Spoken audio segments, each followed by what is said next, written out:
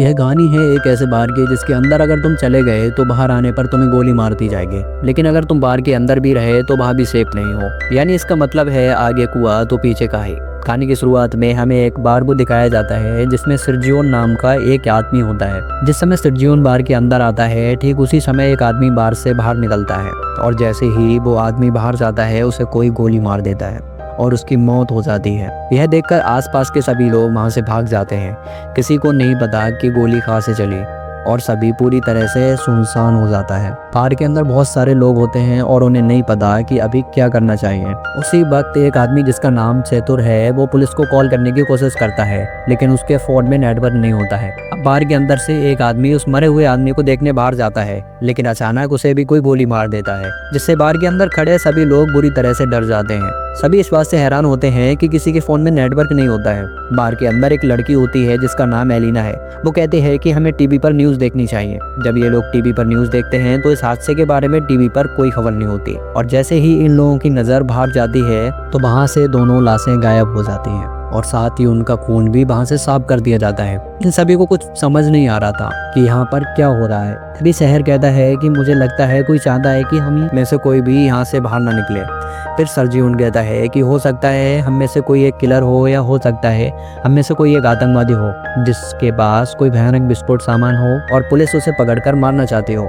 यह सुनकर एक आदमी जिसका नाम नाचो है वो अपने पैर से अपने बैग को छुपा देता है, पर सर्जियोन उसे ऐसा करते हुए देख लेता है और इसके बारे में सबको बताता है। नाचो के बैग को ले लिया जाता है और जब उसके बैग को खोला जाता है तो उसमें कपड़े मिलते हैं और एक हार्ड डिस्क निकलती है। तभी नाचो कहता है कि इसमें एक ऐसी कोई चीज़ नहीं है जिससे किसी को कोई नुकसान हो। वो कहता है कि मैं एक एड कंपनी में काम करता हूँ और हार्ड डिस्क में मेरे काम की फाइल्स हैं, लेकिन कोई उसकी बात पर ध्यान नहीं देता और उसकी हार्ड डिस्क को तोड़ दिया जाता है। हार्ड डिस्क के अंदर कुछ नहीं होता। नाचो को इस बात से बहुत दुख होता है। तभी नाचो देखता है कि सामने काउंटर पर एक ब्रीफ केस रखा हुआ है। वो सबसे पूछता है कि ब्रीफ केस किसका है। तभी सर्जियोन दावा करता है कि ये ब्रीफ केस उसका है और इससे पहले कि कोई ब्रीफ केस उठाता इस बार की ऑनर एम्पायर ब्रीफ केस उठा लेती है। सर्जियोन एम्पायर को ब्रीफ केस खोलने से मना करता है, लेकिन तभी एक आदमी जिसका नाम इजराइल है वो इस ब्रीफ केस को खोल देता है और ब्रीफ केस के अंदर औरतों के कुछ कपड़े निकलते हैं। जिससे पहले कि कोई कुछ समझ पाता उसी वक्त इन्हें बाथरूम से एक अजीब सी आवाज आती है।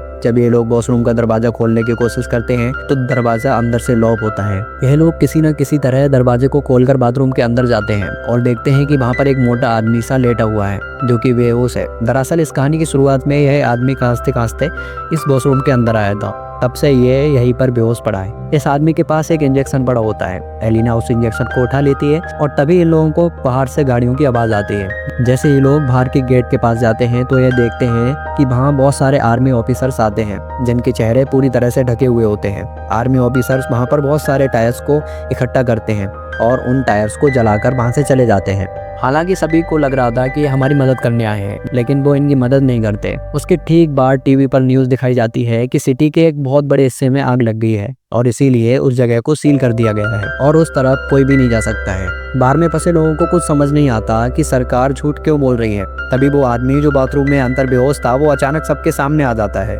उसकी पूरी बॉडी बुरी तरह से फूल जाती है, साथ ही उसकी आंखें भी डरावनी और अजीब सी हो जाती है और वो वहीं पर गिरकर मर जाता है। यह लोग उस मरे हुए आदमी का फोन उठाते हैं और देखते हैं कि यह आदमी एक मिलिट्री ऑफिसर है। इसके फोन में और भी कुछ फोटोज होती हैं। लोगों ने किसी भी वायरस से बचने के लिए जैकेट पहनी होती है। अब बार के अंदर सभी लोग समझ जाते हैं कि इस पूरे इलाकों को क्वारंटीन कर दिया गया है। इसका मतलब ये है जो आदमी अभी अभी मरा पड़ा था ये इन्फेक्टेड था और इन्फेक्शन से इसकी जान चली गई और हो सकता है कि शायद अब यहाँ पर और भी लोग इन्फेक्टेड होंगे। वही नाचो को दिखाया जाता है जो किसी भी तरह से अपने फोन में सिग्नल लाने की कोशिश कर रहा है और जब एक टेबल पर चढ़कर अपने फोन को ऊपर करता है तो उसके मोबाइल में नेटवर्क आ जाते हैं। वो ये बात सबको बताता है। तभी नाचो को कहा जाता है कि तुम जल्दी से किसी भी मीडिया को कॉल करो, लेकिन तभी सेंटर भी फोन पर बात करने के लिए टेबल पर चढ़ जाता है, जिस वजह से टेबल टूट जाती है। फिर एक आदमी जिसका नाम एड्रेस है वो नाचो से फोन मांगता है, लेकिन तभी एम्पायर उसे रोक देती है और कहती है कि इस फोन को मत छूना क्योंकि यह फोन उस इन्फेक्टेड आदमी का था और अगर तुमने इस मोबाइल को छू लिया तो तुम भी इन्फेक्टेड हो जाओगे। सर्जियो और एड्रेस इस बात से सहमत हो जाते हैं।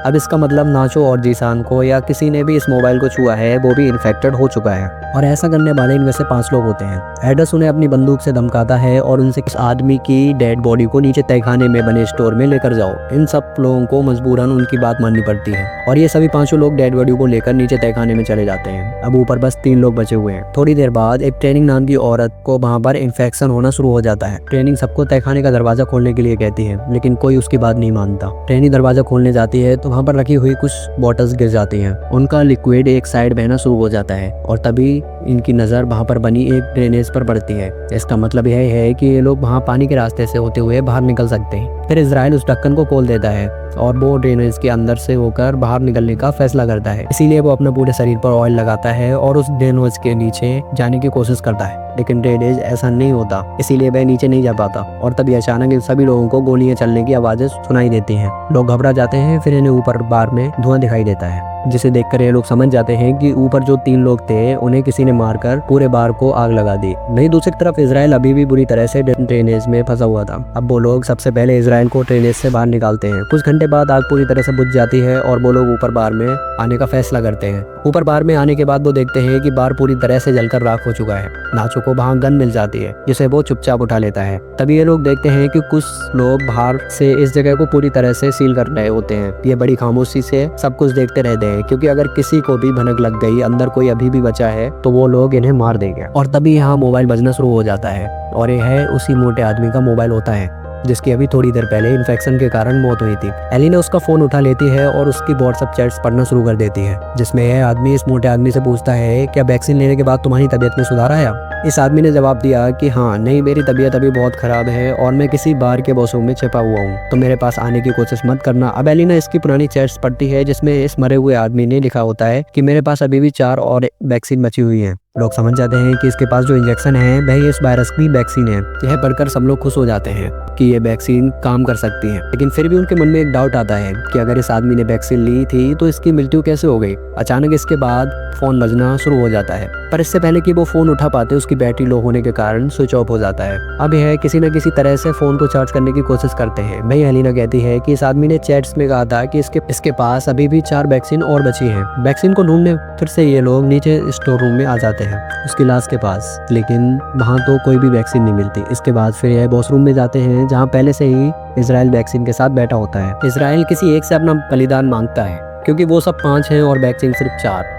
इसीलिए इजराइल सबसे पहले एक इंजेक्शन निकालकर अपने आप को इंजेक्ट कर लेता है। तभी नाचो उस पर अपनी बंदूक तान देता है, लेकिन इजराइल फिर भी वैक्सीन को अपने शरीर में इंजेक्ट कर लेता है, जिसके बाद नाचो और इजराइल के बीच हाथापाई शुरू हो जाती है। इजराइल नाचो पर हावी हो जाता है और उसके गन को छीन लेता है। इसी हाथापाई के दौरान वैक्सीन इजराइल के हाथ से छूटकर नीचे तहखाने में गिर जाती है। ट्रेनी नीचे जाकर वैक्सीन को उठा लेती है, लेकिन तभी गलती से उसके हाथ से वैक्सीन छूट जाती है और नीचे नाले में गिर जाती है। अब ये बेचारे सोच रहे होते हैं कि वैक्सीन को नाले में से कैसे निकाला जाए। इन सब में से एक एलिना सबसे पतली होती है, इसीलिए ये लोग उससे पूछते हैं कि क्या तुम अंदर जाकर उन वैक्सीन को ला सकते हो।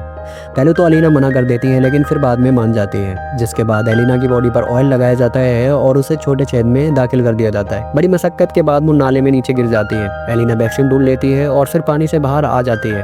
तभी नाचो वैक्सीन को एक तार पर बांधकर ऊपर भेजने को कहता है, लेकिन एलिना साफ साफ मना कर देती है। वो जानती थी कि ऊपर 3 लोग हैं और वैक्सीन भी सिर्फ 3 ही बची है। एलिना सबसे कहती है कि अगर तुम्हें वैक्सीन चाहिए तो तुम्हें नीचे वहाँ नहीं होगा। फिर इसके बाद ये लोग ड्रेनेज को तोड़कर एक बड़ा छेद करते हैं। तब तक एलिना बाहर का रास्ता ढूंढना शुरू कर देती है। थोड़ी देर बाद जाने के बाद उसे एक जगह पर रोशनी दिखाई देती है। सबसे पहले वो इंजेक्शन को वहाँ पर बने एक गड्ढे में छिपा देती है। इसके बाद वो सीढ़ियों से ऊपर जाकर देखती है कि वहाँ पर बहुत सारी पुलिस फोर्स है जो कि बार में मरे हुए उनके साथियों को जला रही है। यहाँ से सीन शिफ्ट होता है और हमें दिखाया जाता है कि बाकी 4 लोग जो सिर्फ स्टोर रूम में थे वो भी किसी न किसी तरह से नीचे आ जाते हैं। इजराइल और नाचो के बीच एक बार फिर से घमासान युद्ध हो जाता है और इस बार नाचो उससे बंदूक छीनकर उसे वहीं पर गोली मार देता है। अब नाचो के पास गन थी, इसीलिए उससे सब लोग डरते हैं। नाचो सेतुर को अपने गन पॉइंट पर लेता है और एलिना को वैक्सीन देने के लिए कहता है। नाचो कहता है कि हमारे पास 3 वैक्सीन है और इसको मारने के बाद हम तीनों बच सकते हैं। फिर एलिना इन सबको बाहर की ओर ले जाती है जहाँ उसने वैक्सीन छिपा रखी थी। धीरे धीरे ये लोग आगे बढ़ते। नाचो और एलिना आगे चलते हैं जबकि सातुर और ट्रेनी इनके पीछे चलते हैं। तभी अचानक ट्रेनी सातुर को पानी में डुबाकर मारने की कोशिश करती है ताकि सारी दिक्कत ही खत्म हो जाए, लेकिन नाचो ट्रेनी को ऐसा करने से रोक देता है। पर ट्रेनी नाचो से कहती है कि तुम मुझे मार दो, ताकि तुम सब वैक्सीन बांट लो और तुम्हारी जान बच जाए। नाचो ट्रेनी पर बंदूक तान देता है, लेकिन वो गोली नहीं चला पाता, जिसके बाद ट्रेनी नाचो से गन लेकर यहाँ से थोड़ी दूर जाकर अपने आप को मार देती है। अब सिर्फ 3 लोग बचे थे और इनके पास इंजेक्शन भी 3 ही थे, इसीलिए सब एक एक इंजेक्शन ले लेते हैं। पर इससे पहले कि यह लोग अपनी बॉडी में इंजेक्शन लगाते, यहाँ पर इजराइल आ जाता है जो अभी जिंदा था। अब वह उसे जान से मार देता है। अब इजराइल को गुस्सा आ जाता है और वह नाचो और एलिना की जान के पीछे पड़ जाता है। तब नाचो और एलिना के सामने सीढ़ियां दिखाई देती हैं। वह दोनों सीढ़ियों की ओर आगे बढ़ते हैं, पर तभी एलिना के पास इंजेक्शन होता है। वो उस नर्स के हाथ से छूट कर नीचे गिर जाता है। अब क्योंकि इजराइल भी उनके साथ सीढ़ियों पर चढ़ रहा है, इसीलिए वो नीचे नहीं जा सकते। नाचो जल्दी से अपना इंजेक्शन एलिना को दे देता है। फिर इजराइल नाचो के पैर पकड़कर उसे नीचे खींच लेता है, जिससे दोनों की नीचे गिरकर मौत हो जाती है। लेकिन एलिना के पास अब जो वैक्सीन बची है वो उसे अपने शरीर में इंजेक्ट कर लेती है और ऊपर ड्रेनेज का ढक्कन खोलकर बाहर निकल जाती है। बाहर निकलते ही उसे बहुत सारे लोग दिखाई देते हैं और सरकार ने आगे के इलाके को पूरी तरह से सील कर दिया होता है। तभी एक औरत उसकी बॉडी पर अपना जैकेट डाल देती है। एलिना को बिल्कुल भी होश नहीं होता और वो चुपचाप उस भीड़ में शामिल हो जाती है। अंत में इस कहानी में हमें यह पता चलता है कि वो मोटा आदमी जो बाहर के वॉशरूम में खांसता खांसता गया था, वो एक आर्मी ऑफिसर था और हो सकता है शायद आर्मी किसी तरह की कोई बायोलॉजिकल वेपन बना रही हो ताकि वह दुश्मन देशों पर इस वेपन से हमला कर सके। लेकिन इस दौरान इनका अपना एक ऑफिसर इन्फेक्टेड हो गया। हालांकि इनके पास इस इन्फेक्शन की वैक्सीन भी थी, लेकिन यह ऑफिसर बीमार था, इसीलिए वैक्सीन ने उस पर कोई असर नहीं किया। जब आर्मी को पता चलता है कि उनका वो ऑफिसर बार के अंदर है, तो वे पूरे एरिया को सील कर देते हैं ताकि वहां से कोई भी बाहर ना निकल पाए। उस वायरस को इसी जगह पर खत्म कर दिया जाए, चाहे इसके लिए उन्हें कुछ बेगुनाह लोगों की जान लेनी पड़े, क्योंकि थोड़े लोगों के चक्कर में वो पूरे देश को खतरे में नहीं डाल सकते थे, इसीलिए उन्हें मजबूरी में ये कदम उठाना पड़ा। तो तुम्हें क्या लगता है, यह कदम उठाना सही था या गलत? कमेंट में अपनी राय जरूर दें। तो ऐसे ही और रोमांचक कहानियों के लिए हमारे चैनल को सब्सक्राइब एंड वीडियो को लाइक करना ना भूलें। मिलते हैं ऐसी ही एक और नई रोमांचक भूमि के साथ।